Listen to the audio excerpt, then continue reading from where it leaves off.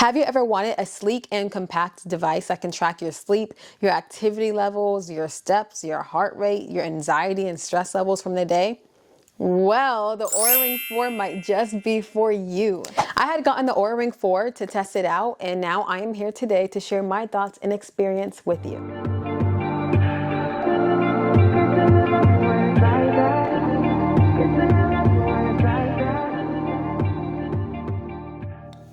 The Oura Ring is a titanium build that comes in 6 available finishes: black, stealth is like a matte black, silver, brushed silver, rose gold, and gold. I had gotten the rose gold color. The Oura Ring is available in sizes from 4 to 14. It is highly recommended to make sure you size up whenever you get the Oura Ring, just because it is a thicker build, as well as your fingers do swell while you're sleeping. So you want to make sure that the ring is not tight and won't cut off any circulation. So make sure you have enough room in it to where it won't get too tight, but also to where it's not going to be falling off. It is also recommended to get the sizing kit before you decide to get a specific size of Oura Ring, just because it is very different from what you might think, and to wear that size kit ring for a little bit so you can know how it feels throughout the day while you're sleeping, and to see if that size is right for you. The design on the inside of the ring, it is different from its predecessor, the Oura Ring 3. The Oura Ring 3 had internal sensor bumps, where this one, the Oura Ring 4, does not. It is very smooth and sleek, which makes it more comfortable for the wearer. And you really do not have to take this ring off, because it is water resistant up to 100 meters. I don't know if you're gonna be swimming 100 meters, but hey, just so you know, if you are gonna be swimming deep levels, you have to 100 meters. But for the people who aren't going to be doing that type of activity and regular casual swimming activities, or even just taking a bath or a shower or washing your hands, like, you do not have to take the ring off. Okay, so we talked about the physical attributes of the Oura Ring 4, like how it looks, as well as the sizes it come into. Now, how does it work? Let's get into that. So the Oura Ring 4 has an 18-path multi-wavelength PPG sensors. Yeah, that's a mouthful. But basically, to sum everything up, that just means it has really great accuracy, and it's very personable to the person who's wearing it. This is because it uses new smart sensing technology that adapts to your own body. And again, it tracks your heart rate, your temperature, your HRV. It can track your cycle. It can track your stress levels, your steps, your sleep stages, and more. Now, let's talk about the battery life of the Oura Ring 4. Listen here. 7 to 8 days. Yeah, you get 7 to 8 days, a whole week of not having to charge, a whole week of wear of the ring. And guess what? It charges fully in under 80 minutes. Yeah, I know. It's crazy, right? That's way better than most smartwatches that you would wear. So not only is it more compact and more comfortable to wear than other smart watches, but you also get that longevity. Yeah. It is for both iOS and Android, and it syncs through the Oura Ring app, through the Bluetooth. Now that we're done with all the techie information side of it, let's go ahead and dive into the app. I'm gonna show you guys an example of my app from when I was using it. So let's go to April 3rd. Let's see what's happening here. So right here you can see that the readiness is optimal. Got a crown for that. The sleep is optimal. Got a crown for that too. Activity goal, 112%. Okay, you can see the calories lost there. And then the daytime average heart rate. And you can see it right there. Now scroll back up. Let's look at the readiness. Here you can see it. And it shows the resting heart rate was 67 beats per minute. The heart rate variability. Yeah, you can read up all of that. And down here it can tell you what can kind of contribute to you having a good one or a bad one. You just gotta tap it to measure it in. I didn't tap anything or add anything into there. That was just already there to get more information on it. Right here is the body temperature, respiratory rate, Recovery index, optimal, your sleep optimal, and you can always click on it, and to see if you don't know what something means, you can always click on it, and then it will tell you information about that so you can further understand your readings. And it also gives you some advice on how to get better results. Scrolling down right here, you can has a full chart of the heart rate and throughout the day, as well as the HRV. So that's just for readiness. Now let's click right here to the moon. That's where you see the sleep.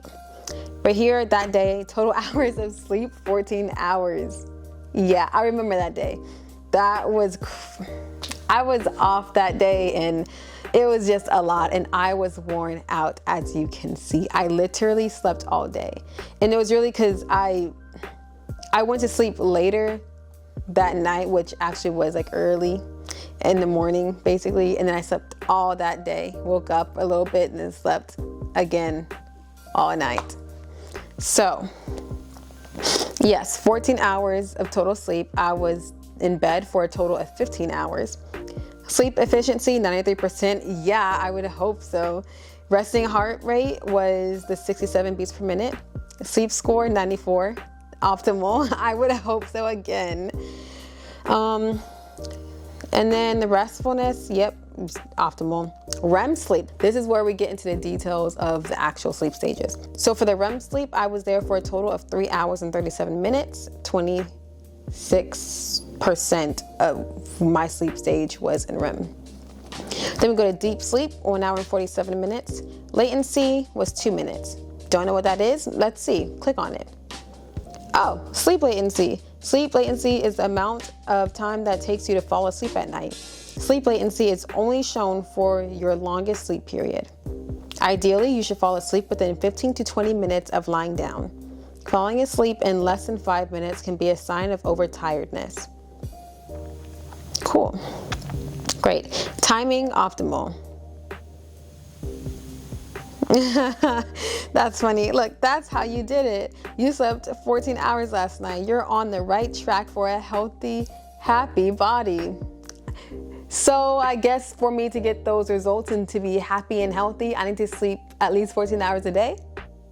I don't think that's going to work for me. But you kind of understand what they're saying. Your body felt good. So it basically means all 14 hours I needed that rest for my recovery. And right here, it shows you a visual of all your sleep stages. The white is when you was awake. You can see that on the chart.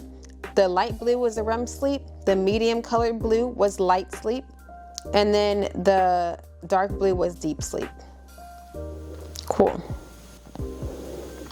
And then the oxygen saturation was 98%, optimal. Great. That means you're breathing regularly. The beats per minute for resting while you were sleeping, an average HRV. Now let's switch to the fire icon. So right here we have a total of 565 calories burned that day out of 500. Right there next to it, you see the total burn. That's for the week so far. It was 2,502 calories that's burned. The walking equivalency that I did that day was 6.8 miles, where the steps was actually 10,509. And then optimal activity score. I stayed active for that amount of hours, 9 hours and 40 minutes. Daily goals met, optimal. For training frequency, training volume, recovery time, all that's great. And then it shows the daily movement right here, the time throughout the day. You can see where I had high activity, medium activity, and low activity. Great. Now let's move over to the heart icon. So here you can see your heart rate and stress.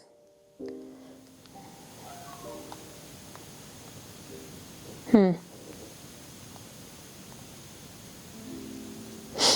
then sleeping daytime. I don't see any stresses here. But it does show the levels where my heart rate went up and down. But I don't see any stresses here. So maybe we can find a different day to where it might calculate that and show it. And then right here, daytime stress. That's the next icon, the one that looks like little water waves. So let's see if it says anything here. Here's a chart at the top. It says stress, engage, relax, restore. Yeah, nothing's showing there for some reason. So we can probably move over to a different day to see if it shows there. So let's go over to April 4th, the next day. No summer available. So that Friday, no, let's see, Saturday. Here, this one that works. You see the bars? It's definitely, So let's further and dissect this. So you see the graph, you see the bars going up and down, up and down, up and down. You see where it's stressed, engaged, and relaxed. Most of the lines looked in either engaged and stressed. So I was barely even relaxed throughout that day. So, oh yeah, it says I was stressed for 3 hours and 15 minutes from that day. On this day, your body didn't experience many high stress peaks or restorative moments. A neutral day as far as your stress levels go. Does that sound right as you look back? Well, I don't know if a normal day would be, maybe it's a normal day for me to be stressed for 3 hours and 15 minutes of that day. Maybe that's a normal thing for me. But it said didn't experience any high stress peaks. But then I see a very high peak right there. Like that's very, very there at the top. You can probably see it because I'm screen recording. So I don't know why I just showed the camera that. But yeah, so I don't see how those two correlate. But I guess if it says it's normal, then I guess it might be normal. And then, yeah, so that's that. Let's see for Sunday. The next day, that April 6th, you can see the graph goes down a little bit more to the restorative and relaxed portions, which is really good. I know I was off of work that day, so that's great. So this one right here says, it was a very restorative day. Yep, I was only stressed for 1 hour and 15 minutes that day. And I was restored for 6 hours. So yeah, I would say it was a very restorative day. Days like these help you recover from stress and prepare your body for upcoming challenges. Reflecting back, is there anything you did to make it so relaxing? I know I slept in, and I do think I probably just chilled that day. So I guess I did use it as a restorative type day. That's great. And then it goes to that Monday, and then it goes back to a normal day. And this normal day says I was only stressed for 1 hour and 15 minutes. So it's not as bad as it was. It was higher in the beginning part of the day. That's when I was at work, and then you can see it going down towards the end of the day. That's, towards when I got off of work and I was home chilling. So it makes sense. Go to my health. It has health is a journey. Your long-term metrics reveal strengths and opportunities over time. Your resilience, your heart health, your sleep health. Once your chronotype, once you put all the specific information in that you want to get out of the ring. By the way, it asks you that when you first open the app. When you first open the app, it asks you your weight, your height, and what you want out of the ring, what you want to better yourself on, and what do you think you want to use the ring for. Now, the prices do differ depending on the color and finish of the ring that you choose. The black ring is $349. The silver is $349. The brushed silver is $399. The stealth is $399. The gold is $499. And the rose gold is $499. Yeah. Now, if you wanted to get the sizing kit like we discussed, that was highly recommended before you choose the ring. The sizing kit is $10, but you get that for credit towards your Oura ring that you would buy after. You think that it will stop there, but it sadly does not. To use the ring in the app, you have to have a membership. The membership does come at a price. You could either pay $5.99 a month for it or $69.99 a year for it. Yeah, so that is the con of it. While we're talking about cons, let's go ahead and go over the pros and cons of the Oura Ring and to see if it's best for you. The pros of the Oura Ring 4 is that it is very sleek and stylish. It comes in many different colors that you can choose from, and you can choose whichever one from your liking. Especially depending on the type of jewelry you like to wear, you have many options available. Second, is very comfortable. You forget that it's even on. It's easy to sleep with. And that goes into the next pro. Its trackability. It is very, very accurate and it tracks a lot of things. The next thing is its battery life. The battery life is so good. 7 to 8 days, you cannot beat that. And the fast charging to a full battery life in under 80 minutes, that's amazing. The cons of the Oura Ring 4 is, one, its price. There's already a high initial price for the ring itself, but then afterwards you have to spend a monthly or yearly fee to be able to use the ring and its capabilities. The second con is just that it wouldn't be good if you are a very active workout type of person, unless you want to wear both the smartwatch and the ring. It's just the ring wouldn't be good with tracking certain types of workouts and like timing it and getting all of the information from those workouts inputted like a watch would, but it does track other capabilities. So that's kind of the only downfall. So if you are an athletic and gym type person and you want to track your workout specifically, the Oura Ring might not be for you, and you might want to lean more towards a smartwatch that can be able to have those capabilities. Well, that was all the information I had to tell you guys about the Oura Ring and my personal experience with it. I hope you all enjoyed. Be sure to like, comment, and subscribe, and stay tuned for future videos. Bye.